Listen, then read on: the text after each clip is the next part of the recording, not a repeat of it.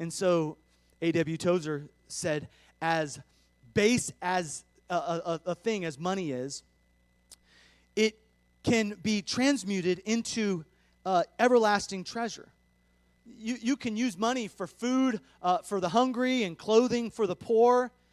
And ultimately, it has heavenly value when you're willing to invest it into heavenly things. The word treasures here is talking about the money, but it's talking about something of usefulness, your time, your talent. But Jesus is using it specifically as talking about, in verse 21, where your treasure is, there your heart is also. So Jesus is trying to teach us that our perspective, our viewpoint of the kingdom must be through what we value, the priorities that we have. And if you sum up the kingdom, it is valuing what God values more than what you value. It's allowing God's values to be the driver, the driving force. I love that he says, where your money is, where it is, there is your heart also. I'll end with this story. There was a story of a man who was 67 years old. And he died. He had put a will and testament together. He died in his home in Illinois and in 1994. And when he put his will and testament together with his attorney, he got it notarized and everything, but he put some very significant amounts in his will.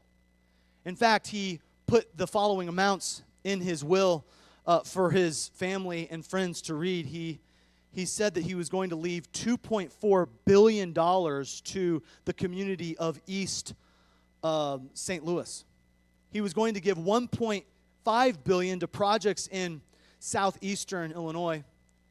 And in his last act of generosity, Mr. Herman, he left $6 trillion to wipe out the national debt. The only problem was when he died, there was a whopping $6 in his bank account. He was willing, but he was wanting to give out of what he didn't have. Here's the saddest thing. After he died, there was something that he owned of value that he didn't put in his will. It was his prized possession. It was a 1983 Cutlass Oldsmobile. And it was a car that, because he didn't put it in his will and testament, along with all of those other things, it didn't go to a needy neighbor. It didn't go to a friend or a family member. It went into probate and was sold at auction. He was willing to give out of his intentions, but he was not willing to give what he had. Can I tell you that God will never hold you responsible for giving what you don't have, but he will hold you responsible for giving a part of what you do have.